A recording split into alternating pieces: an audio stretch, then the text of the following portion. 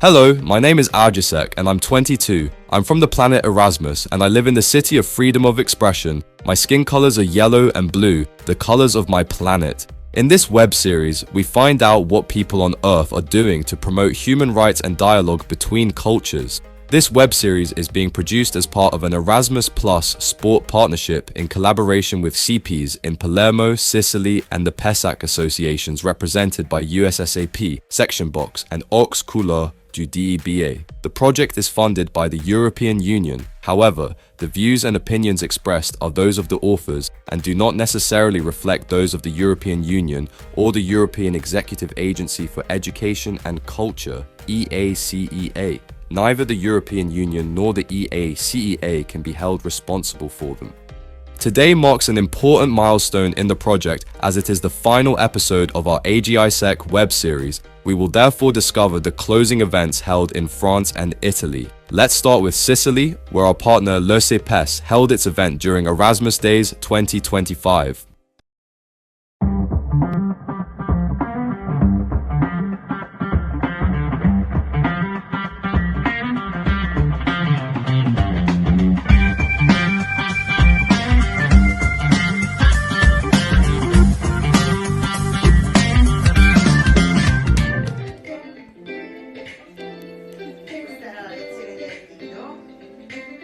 But to celebrate the end of these 2 years of adventure, CEPES took us on a retrospective journey full of memories, local workshops, shared moments, and highly motivated participants. And of course, we cannot forget our incredible European encounters. Bordeaux during the 2024 Olympic and Paralympic Games, then Palermo in April 2025 under the Italian sun. The CEPES team played a key role throughout the project, contributing their commitment and skills. Our exchanges strengthened European cooperation and gave even more meaning to this wonderful collective adventure.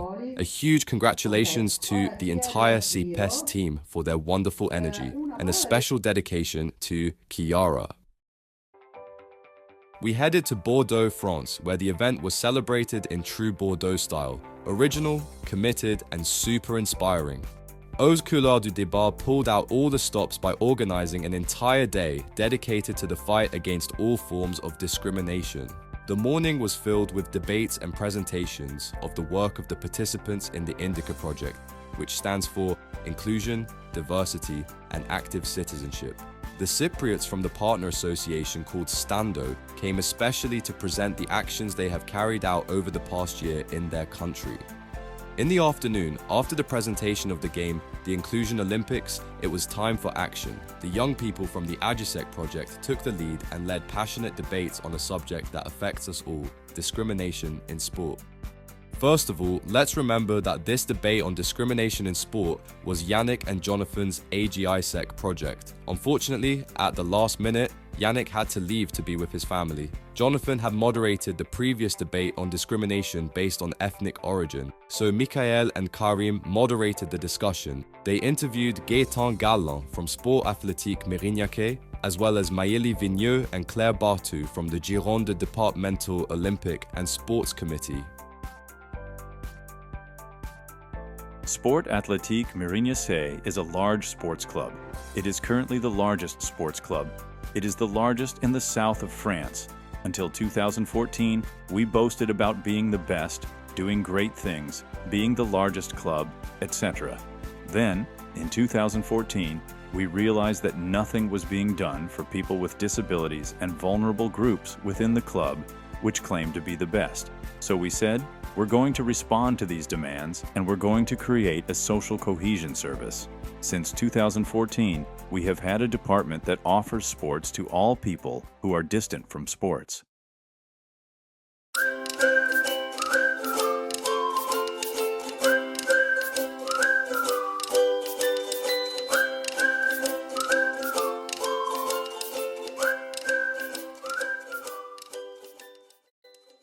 There are 3 main branches at SAM Social Cohesion. One branch is mainly for people with health issues, and we focus on adapted physical activity or health-related sports.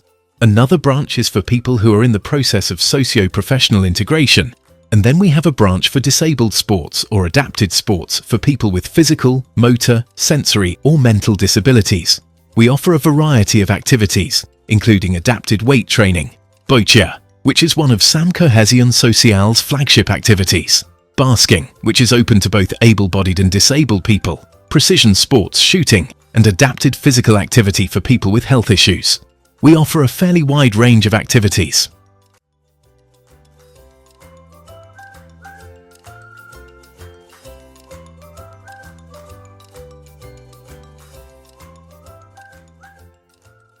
Hello ladies! You both work for the Gironde Departmental Olympic and Sports Committee, CDOS.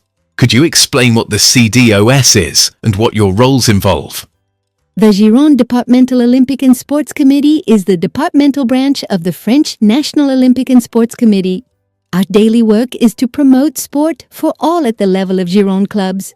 So, our point of contact is the departmental committee, which represents Olympic and non-Olympic disciplines, even though the word Olympic is in our name. We have 3 development officers, each with their own specialized tasks. I work on equality in sport, combating discrimination, and civic services. I'm involved in combating all forms of violence in sport. With regard to sexual violence against elite athletes, it is important to note that during the Olympic Games in Paris, more than 200 of the 620 French athletes who competed were victims of sexual violence. And to emphasize the issue, for people with disabilities, the figures are 3 times higher. This is because they are vulnerable people, and what's more, they are less likely to be believed when they talk about it.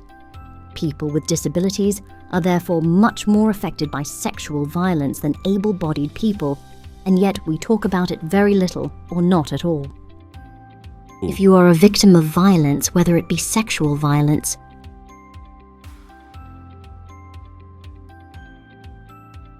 psychological violence, verbal violence, physical violence, cyberbullying,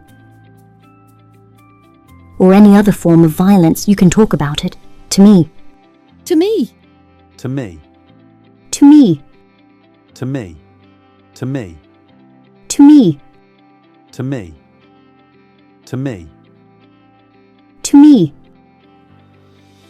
Violence can occur within the family, in a relationship, at work, at school, and even in your sports activities. You are not alone. Don't be ashamed. It is important to talk about it. For more information, visit the website of our Gironde Departmental Olympic and Sports Committee. As part of her mission, Claire works to ensure that sport is not only accessible but also egalitarian for girls, boys, women, men, and all audiences. She carries out various types of actions on themes such as sport and equality and the fight against discrimination. She also raises public awareness of the impact of the menstrual cycle on sports, as she did at this event at the Palais des Sports in Bordeaux. These actions are not simply technical measures, but a real lever, sport as a vehicle for emancipation, equality, and social cohesion. Now let's take a look at Michael's AGISEC project. It's a report on disabled sports. To see the full interviews, visit our YouTube channels. In this report, Michael met with several people with disabilities to learn about their sporting journeys, the challenges they face, and the advice they would like to share. Let's listen to the advice of Norfol, a sports instructor. So at first they didn't want to accept me because of my disability. And they told me I wouldn't be able to get the degree because it was too physically demanding. So I didn't listen to what people around me were saying and just followed my instincts. And it worked out. Today, I'm doing what I love. I love my job. Taking care of children, that's it. Celine, a handy boxing coach, shares her experience with us. Parents are right to be surprised that I am a wheelchair user who practices and teaches wheelchair boxing. All the young people I coach are happy with the training they do. In any case, that's the feedback I get when I ask the parents directly. The message to convey is that if you want to do something, you can do it. You just have to give yourself the means to do so. Yannick is an archery athlete and coach. So yes, I do coach two types of people, mainly people with disabilities, but also able-bodied people. The difficulty as a coach is mainly explaining things, because there are some things I can't physically demonstrate due to my condition. So I have to explain verbally in as much detail as possible, so that the able-bodied person, who will have to do what I ask them to do, understands what I expect of them. Whereas with people with disabilities, it's easier to explain things to them. Since the disability is already there, it's easier for them to understand me, and for me to understand them. The message I want to convey is quite simple. Whether you are able-bodied or disabled, as long as you're able to think and speak, you can be a coach. To conclude this summary, let's now hear from Karim, who plays wheelchair soccer. I arrived at the Institute for Motor Education at the age of 11. Before that, when I was in elementary school, I was only with able-bodied children, so I played sports with able-bodied children. I didn't really encounter any difficulties, but rather a lot of positive things. People are much more supportive than you might think. What does playing soccer bring me? Self-confidence, for sure. If I had one message to convey, it would be to say, no matter what your disability is, keep persevering and playing sports. Sports are life. Congratulations to Michael for this report. Congratulations to Delala from the Haute Couleur du DEBA Association for her support and guidance throughout the project.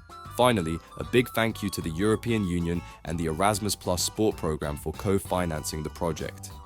So, you've watched the 9th and final episode of the AGISEC web series. These 2 years of adventure dedicated to inclusion, sport and intercultural dialogue have enabled progress to be made in terms of human rights and given participants the opportunity to develop their skills. Well done everyone. I'm going back to my Erasmus planet, and don't forget that an inclusive society that respects diversity is built every day, here and now.